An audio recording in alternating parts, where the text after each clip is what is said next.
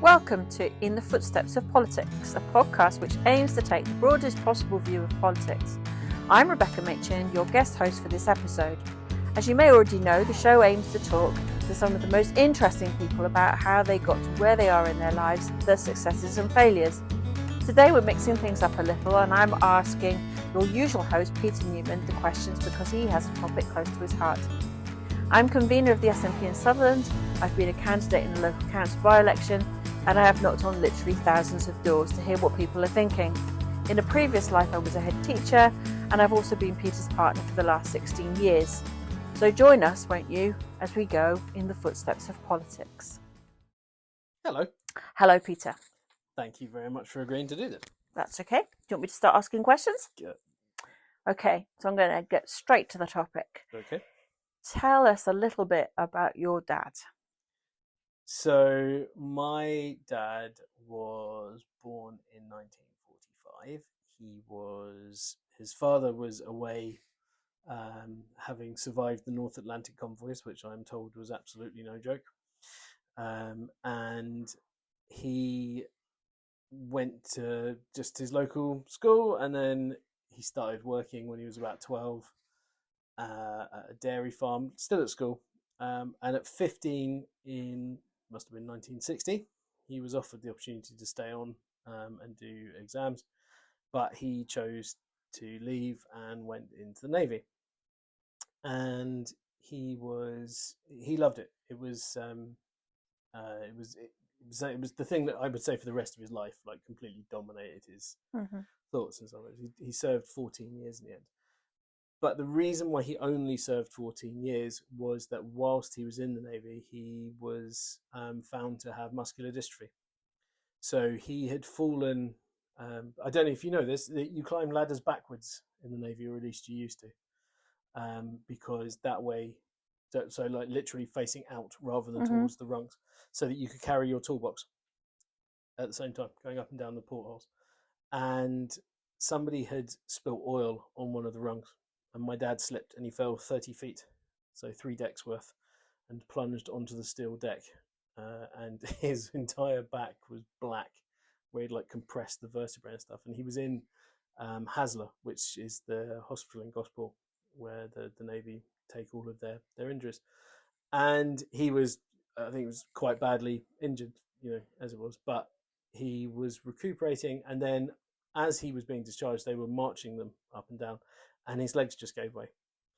And the way he tells it, everybody then sort of collapsed over the top of him, because of course when you're marching you can't stop. So they all went down like tin soldiers. And in some ways he was quite unlucky, because a superior officer was looking out the window and said, "There's something wrong with that man, bring him here." And they ran a battery of tests, and it was discovered he had Becker's muscular dystrophy, which is a form of genetic muscle wasting disease. And obviously this... So how old was he when he was diagnosed? Do you know, I don't know. I don't think it was actually... I think he was around 20. It wasn't that long, because he served a surprisingly long amount of time after the diagnosis. I think it was almost another 10 years he served. And he was always extremely grateful to the Navy. Like they were really upfront with him. They said, "Look, this is going to kill you. There's nothing you can do about that." But they said, like, "We'll keep you all the time you're fit for duty." And actually, the last year, 18 months that he served, they actually redeployed him, and he was teaching. He was teaching the new recruits and the ratings, because by that time he'd become a chief petty officer, which is like it's the equivalent of a sergeant major. It's that kind of, it's like the top of the non-commissioned officers, basically. Yeah. My father-in-law was a chief petty officer. Yes, he was, of course. Yeah, yeah. probably, yeah, that's right. And so that's like that's for a non-commissioned officer, that's pretty, like, that's as high as you can go. And so he was teaching the recruits and everything. But by the 14th, he just wasn't fit to serve, really. And it was fine. So they offered him either a huge payout and no pension, or a sort of fairly measly payout and a pretty good pension, which he took. And so he was out by 38, I think. It must be less than that. It's been 30. He was out, which is quite young to stop working, really. And yeah, so he then he couldn't find a lot of work because, and this is a slightly different conversation, it comes back to education, but in the late 70s, you weren't all of the qualifications that you had acquired in the services weren't standard qualifications. They were entirely in-house. So it wasn't like GCSEs or standard grades or whatever. They were just completely unique. And so he found that he had no qualifications. He now would have he actually would have had the equivalent of degree level stuff. But in Civvy Street in the sort of late 70s, early 80s, it just didn't mean anything. So all of the jobs he found were pretty much minimum wage, and they were working in factories, and he could really only get employed by people who had been in the services and knew what they were getting. And his first job was with a company called Sangamo, and it was all kind of designing and building like torpedo warhead, like Microsoft processors. But of course, 40 years ago, that was done by hand soldering.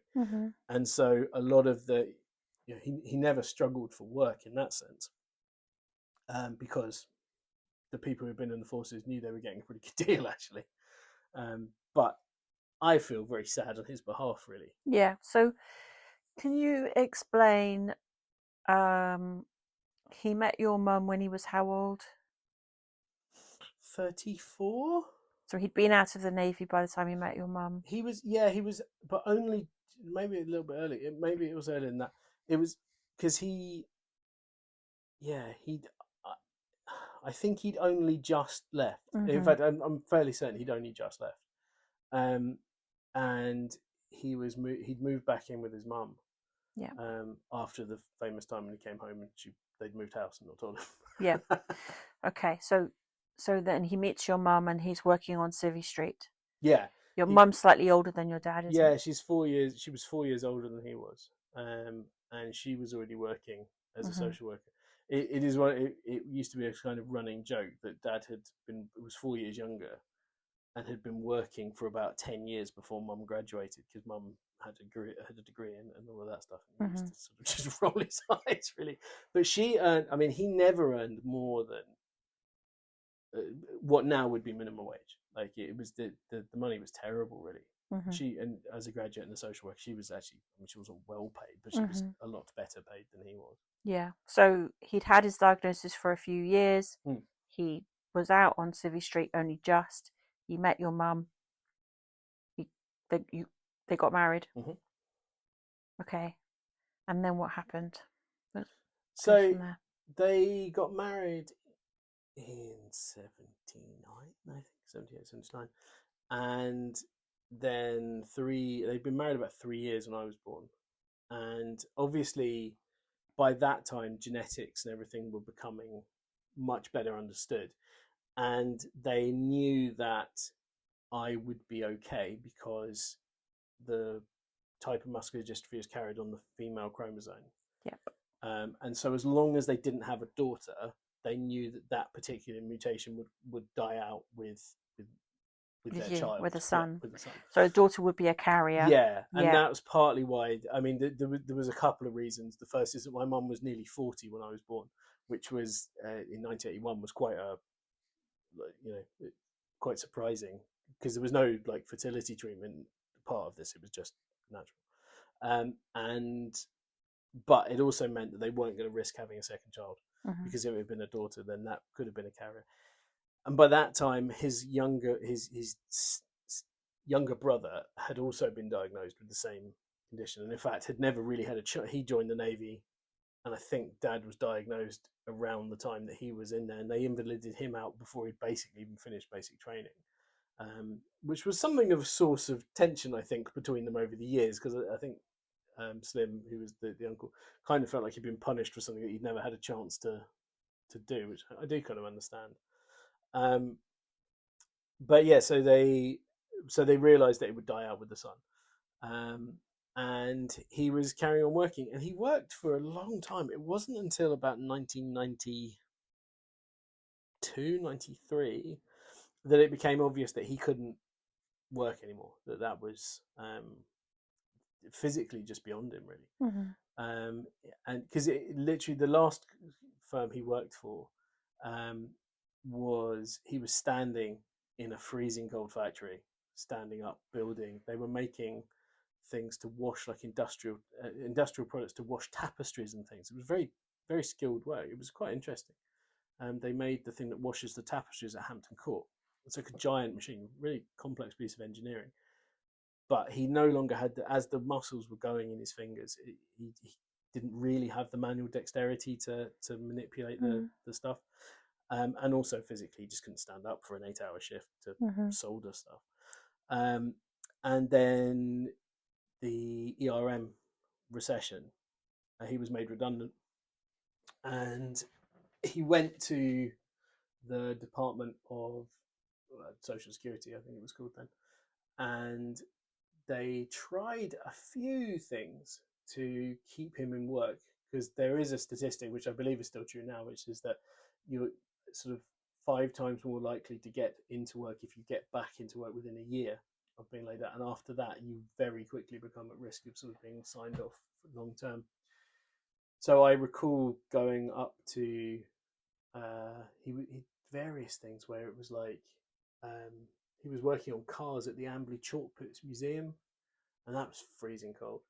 But by that time, he was sometimes using a wheelchair. Like, he was still walking, but obviously he didn't have any kind of thigh muscles, and he would just sort of fall over quite randomly. That pattern. Yeah. So you've described that to me before. So for people to understand what muscular dystrophy, especially adult onset muscular dystrophy, is like, can you describe how when your dad was still walking, how he walked, how that used to, an example? Yeah. Well, imagine walking without bending your knees is the best. So he walked. I mean, if I was being cruel, it was a little bit like John Cleese in the Ministry of Silly Walks at times, because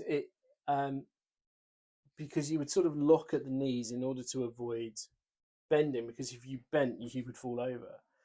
Because it was a very precarious way of walking, because he literally, the thigh muscle had almost gone by then in both legs, and so it was a very actually quite a lot later on he had to do a re-driving test, and the instructor who went with him said, I don't know how you do it. He said, I actually can't see how you're controlling that, but you do, so it's fine.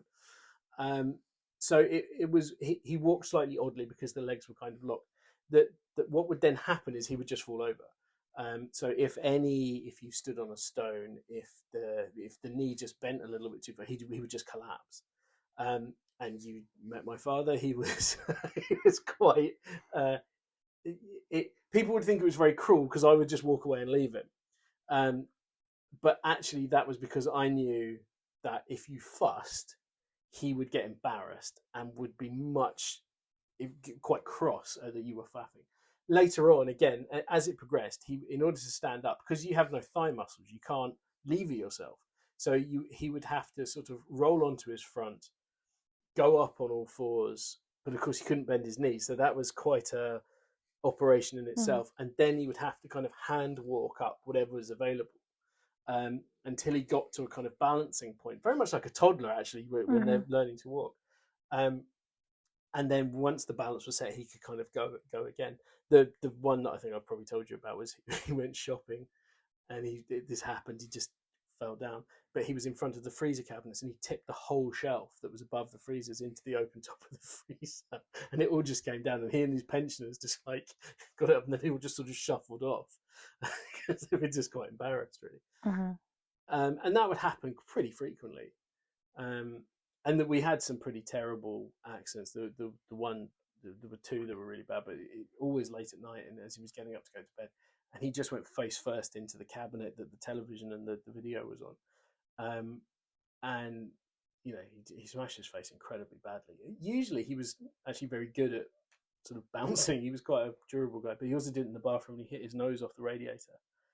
And in the end, they called the ambulance. Well, Mum called the ambulance, but he just reset the nose himself. He said by the time they get there, just going to say just re-broke it. It was quite. He didn't lack anything for a high pain threshold, I think. No, he was tough. Yeah, it was. Yeah. He was mentally a tough guy who had a very debilitating disease. That's why I wanted you to describe it. Yeah. So, by the time I met him, he was completely wheelchair bound. Yes, and had been for a while, I think. Yes. So again, I don't think people would necessarily understand why muscular dystrophy would kill you. So you lose your thigh muscles, so you sit in a wheelchair. But of course, everything is muscle. Not everything, but an enormous chunk of your body is muscle. And so, again, not that long before you would have met him, he was still going into the garage every day. You know, what he achieved was actually incredible in terms of like building kit cars and things like that. But he would call it his physiotherapy. And because he knew that actually he had to be active, he had to get up, he had to do stuff, because time is muscle, and you lose it or you lose it, use it or you lose it. He went to, so the muscular dystrophy will kill you because the heart is a muscle, and it's not in any way immune to the ravages of the disease. Mm-hmm. But you're sort of in a race with it against. What you don't want is to live so long that your rib cage, which is also muscle, and your collapses, diaphragm, and so you can no longer breathe, and so you're in a race to the heart is going to take you out, or you're going to suffocate. Those are not attractive options, and it was always very clear that the heart with Dad was what was going to get him. So I think he'd had the first heart attack I was about 7 years old, so it wasn't that long after he'd been made redundant. And I dealt with it in the usually very sensitive and emotional way. I came downstairs and said, "Where's Dad?" Having slept through it, by the way. Me and the Dachshund slept through it, no bother. You were a 7-year-old child. I was, and also no stranger to sleeping quite heavily. And I came downstairs and I said, "Oh, where's Dad?" And Mum sort of said, "Oh, we had a heart attack last night." I said, "Oh, is he going to die?" And she said, "I hope not." I said, "Okay, fine. Can I have breakfast?" By the time we were together, and I would have been into my 30s, he had at least 2 heart attacks, I think, in the time that you knew him. And it was you know, when you came down to see him, he was quite swollen, wasn't he? With edema, yeah. And the feet were very swollen, and the face was quite swollen. And you're like, well, he's in kind of chronic heart failure here. Spoiler alert, Rebecca knows quite a lot about medicine, and so it was pretty obvious. There was a conversation about fitting a pacemaker. The one that was really serious, the sort of penultimate one that was really serious. I was there, and I was there when the consultant, who was fantastic, and she was the one who said to him, "Listen, the heart's going to get you. That's what it is, and the heart's a muscle too." And she was like, "And that's the way you want to go. Believe me, you do not want to hang around for this." And he liked that bluntness. He wasn't one for kind of like, he wasn't big on euphemisms. My dad, he was, entirely straight down the line. And he said, "Yeah, no, that's fine." And so they're asking about fitting a pacemaker, and he said, "Okay, well, what do you think?" And she said, "Oh, no. She said, "You do not want to be in having a massive heart attack and for this to be coming back and trying to keep you alive." And she said, "Because they're pretty good now." And she said, "You do not want that." And so he said, "No, that's fine. Yeah, absolutely." And eventually that is exactly what killed him. Yeah. It was the... So the reason why I made you go through all of that description, and I'm sorry that... Oh, don't worry. Yeah. Was so that you could describe exactly how disabled he was. Yeah, sure. Yeah. Okay. And then you can now move on to why you found the news last week so upsetting. Yeah, so I really did. I actually found, and this is why Rebecca thought it was a good idea to talk about this, really. I did not expect, perhaps somewhat naively, to find the Labour government's attack on the welfare cuts last week quite as emotive as I thought I was. I have become so relatively quickly inured to the barbarism of this Labour administration that when they announced it, to be honest, it didn't really have an impact. I just sort of went, yeah, okay, well, it's stupid. That's awful. But almost every day, there have been announcements out of this government that make me think, well, that's awful. And you do kind of, it's a little bit, they talk about news fatigue, where you stop kind of getting outraged at the thing because it's just a rolling thing. This government that's in my opinion what they've done. Like I'm sure there are one or two long-term structural reforms that are useful, but I can't see anything but trading off the back of the weakest in society on this. And so I didn't really kind of respond to it. I just went, oh, it's dreadful. And then I don't know what it was. I'm not entirely sure what it was that sort of made me accept. I just went, I know what it was. It was I'd read a thing that there is a good chance that if your PIP, your personal independence allowance, that can't be what PIP stands for, personal doesn't matter. Payment, personal independence payment, is currently about £15,000 a year. It may well drop to £5,000. And I was just trying to imagine all of the people I know who are disabled. And obviously that very quickly comes back to my father, but also my uncle, but also when my mum had dementia. At a certain point, they go past the bit where those are not benefits. They are assessments of the cost of being disabled. And I just was absolutely furious, like tearful. Even now I'm getting tearful, like with complete rage that anybody could think that trying to claw back £5 billion of the most vulnerable people in your society was in any way acceptable. I cannot understand what these people are thinking. Because now, I suspect you're going to want me to talk about the assessments. Well, I was going to actually almost stop you and get you to roll back. So you're talking about the current Labour government and what they're doing. Yeah. So we can draw a parallel with what the old Tory government did, the John Major Tory government, when assessing people if their ability to work. Yes. And even though your father had a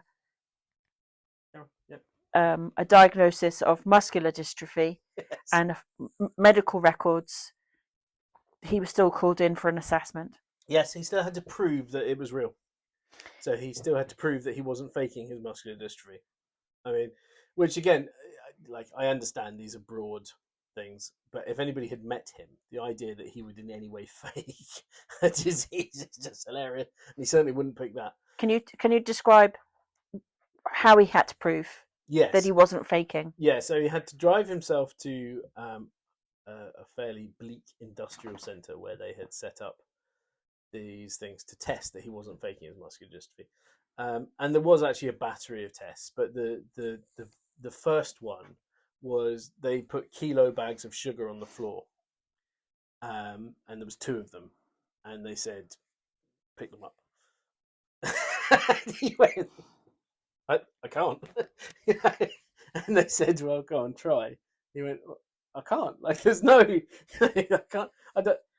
So in the end, he had to go onto all fours and sort of tuck it under his arm and then sort of crab walk back to the wall. And he just couldn't do it. So they allowed him to go through that total humiliation. Oh yeah. No, I mean, not allowed. They basically forced him because he said, I can't do it. And they said, well, you've got to find a way. And he was like, okay, how would you do it at home, sort of thing. He was like, so he did, which was, I mean, pretty brutal, but almost nothing compared to the second one, which is they presented him with a treadmill and they said, get on the treadmill. And he said, I can't get on a treadmill. And they said, well, you have to. You can walk. And so you were able to access a treadmill. And he said, okay. So he got on the treadmill and he flew off the treadmill. There wasn't really any, funnily enough, there wasn't much debate. And he just sort of flew off. I mean, I don't want you to get the idea that it was like on full thing. It was on a brisk walk. It wasn't even a brisk walk. It was just a walking pace. He just flew off and just crumpled heap, and he chose to see it as funny. But I was pretty outraged as a child. I remain completely outraged, as if anything, even more so as an adult. And I just think that successive governments, and it doesn't matter, actually, it doesn't matter mainly in England, but what colour they're wearing.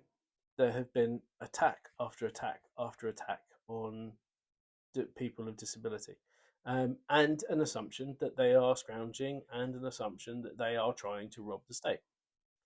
And I just don't think it's right. Your dad was a war veteran. Yeah. He'd won a campaign medal in Malaya. He'd fought in Aden. Done a bunch of things. So he served his country. Yeah, sure. And when he couldn't work, what did he do then? Well, he, like I say, they put him on various back to work programs, which he just physically couldn't do. And so he just offered to go into the primary school. It was my last year at primary school. He came in and he listened to the kids read. So he would just do a couple of mornings a week, listening to kids read and get them volunteering. Volunteering. And then he also ran the village pantomime soundboard for that, and he ended up doing all sorts of like. So how long did he go into the school listening to reading? About 10 years, 12 years. It was a long time. He did the signs for every garden fete and church bazaar thing, and ran the stalls and all of that stuff. And that really was the rest of his life. He did that.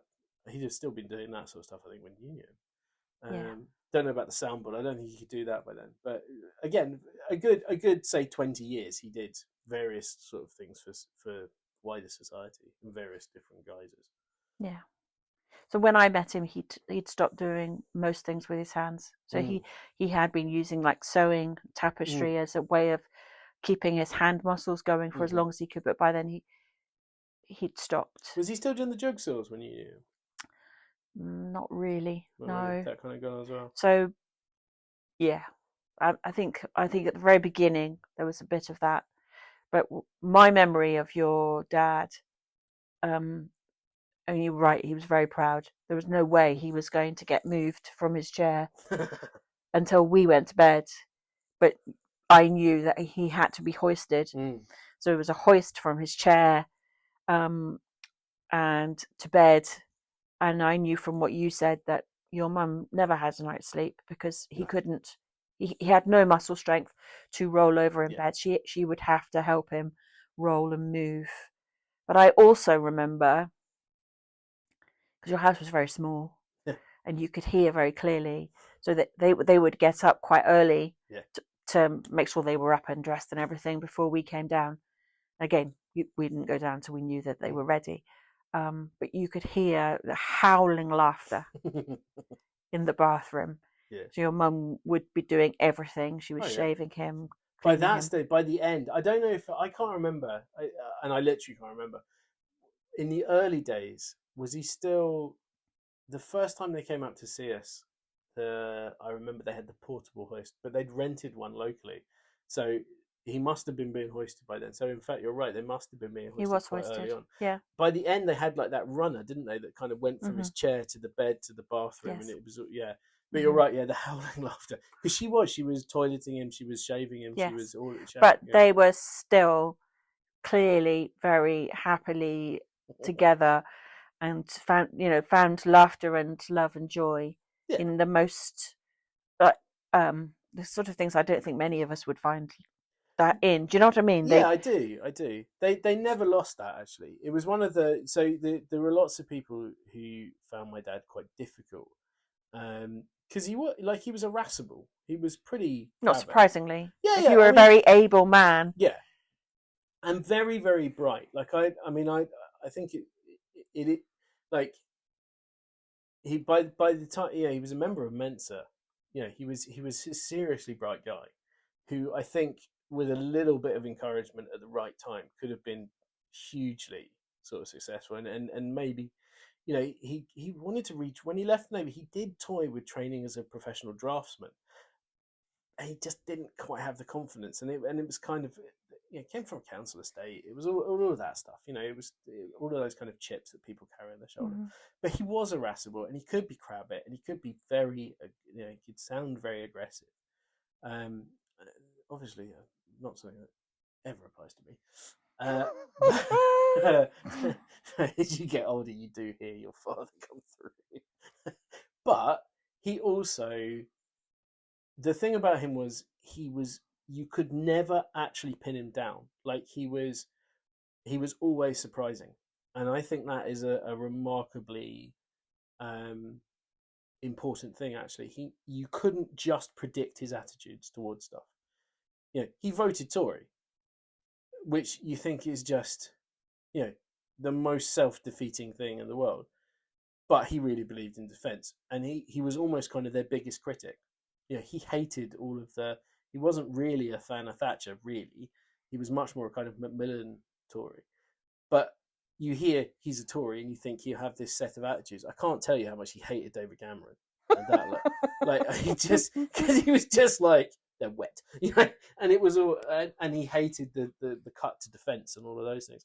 I think I've told this story before, but like, when they were buying a bunch of aircraft carriers with the French, and then it turned out that our planes didn't fit on them. Well, it took the Ministry of Defence about 10 years to work that out. And after he died, I found a set of technical drawings that he had drawn from the description in the newspaper. And he just written, it was the full deck and the aircraft, and he just wrote, nope. So he just, he was, and all of that was, again, like that kind of keeping his hand in, seeing it as physiotherapy. And I suppose all of that is a really long way of saying, these people are people. They have merit in and of themselves. And it isn't, they're not statistics. I've hammered this point again and again and again, that it's always, there's this many people out of work and there's this percentage of people, but they are people. And they're not, like, I'm sure now, in a different age, Dad could have worked for a lot longer because of tech and IT and stuff, skills that he did not have. And that's fine. And he would have loved it. He would have loved to have worked. But I am acutely aware that he was paid by the state. He was paid by the state as a sailor. He was paid by the state as somebody with a disability. And in the first scenario, it's all, thank you for your service. What a hero you are. And in the second, it's like, but you're a complete leech and you're a parasite. There's not, there's not actually that big a distinction between the two things. It's purely about how you are framed, and how you are, in one, you get to be, the Billy whatever, and in the other, you're a drain. And it's just wrong, and we know lots of disabled people who are, their disability is the least interesting thing about them. It is just a fact of life, like having blue hair, blue eyes, and hair, all of those things. And I just, this categorization of people by statistic is just wrong. And I'm intrigued as to why the Westminster government, when they were designing the devolution settlement, kept welfare, a word I hate, incidentally, but kept that as a reserved matter. And the answer, I think, is that they needed to make sure that they kept the performative cruelty. Wow. That's what I think it is. Why else? If you were going to look at a devolution settlement, why would you keep benefits?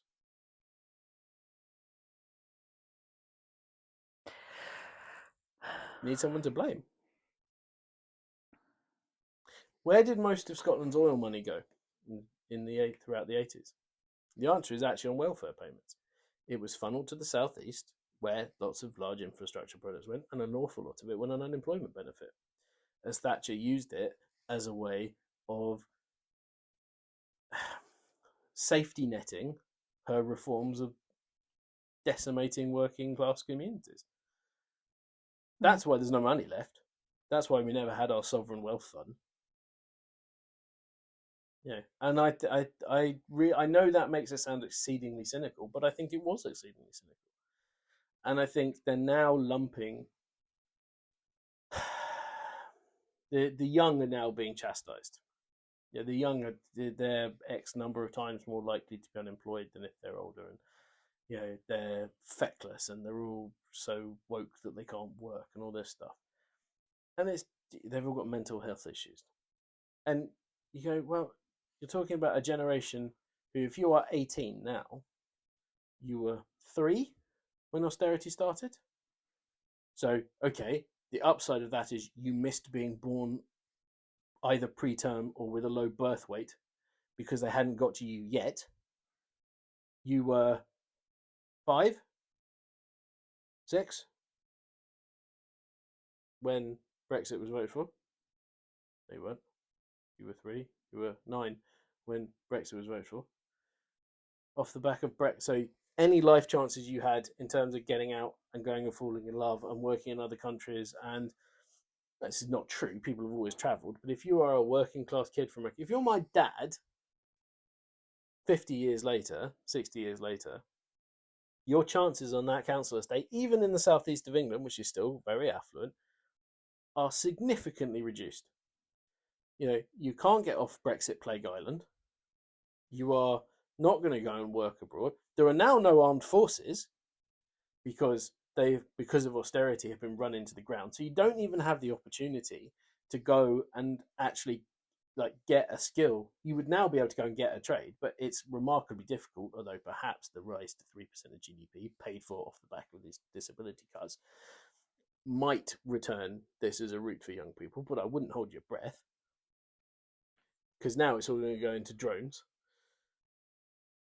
And you've also, on top of that, you then had COVID. Why would you not have mental health issues? You're not going to buy a house. You're not going to be richer than your parents. Your future is pretty bleak. And we have globalization. And you have globalization. So you don't need to be able to make cars or make anything. How many of my father's jobs post-Navy are now in the Far East? Yeah. I don't know the answer to that because I've never looked into it, but I could have a bloody good guess.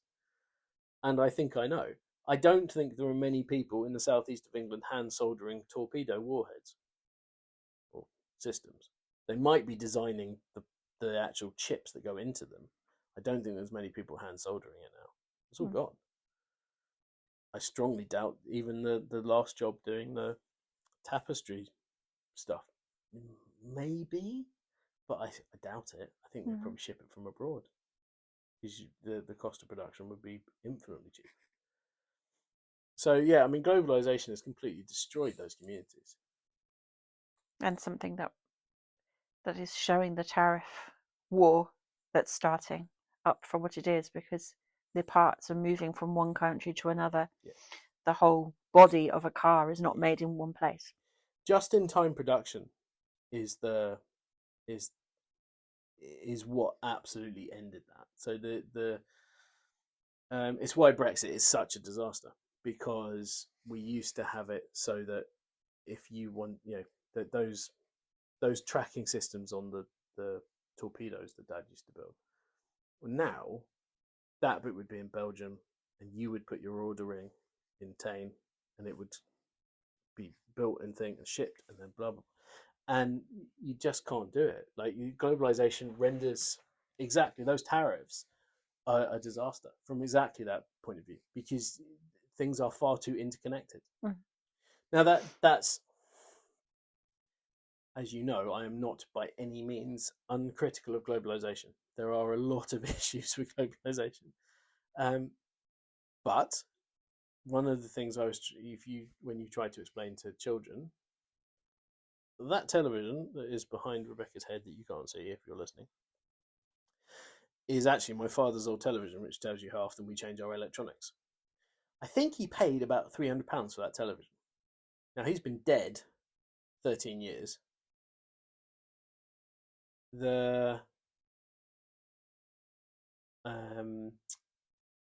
I think that was the second television he'd ever bought. And before then, they rented them. And when you try and explain to children that my parents used to rent televisions, they think you are completely insane. Why would they rent a television? But of course, the point is, the television is now still pretty much the same price it was 40 years ago. Television 40 years ago was about 250 quid. What you can't get young people to understand, which I understand, is that as a chunk of your disposable income, £250 40 years ago was an obscene amount of money. Yeah. Yeah, you're talking 2,000 to 5,000, I would say now. Mm-hmm. And so they have remained stacking price. Well, that is globalization. The only reason we can have all these ridiculous electronics is that they are available so cheap. But they're only so cheap because of just-in-time production and outsourcing to cheaper markets. Absolutely. You know, we are wearing clip phone microphones that I bought for £16.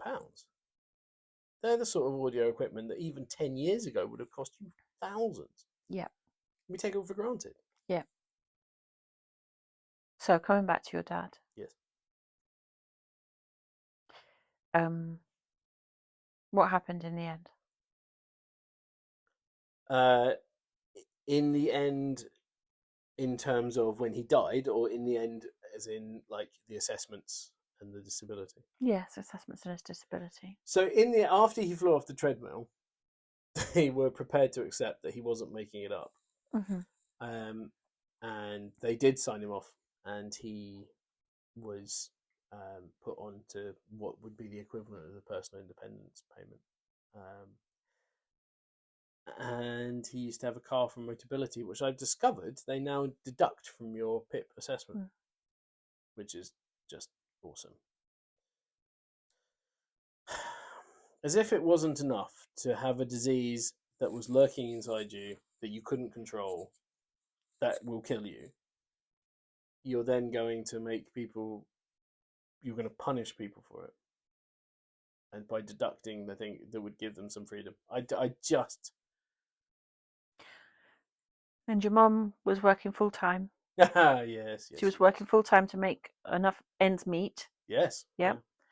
And also your dad's full time carer. Yes. They never had any help with care. No. And she also was caring for his brother, who had muscular dystrophy and was in a significantly worse state than Dad was, really. And also his mother, who in fact outlived him. Yeah.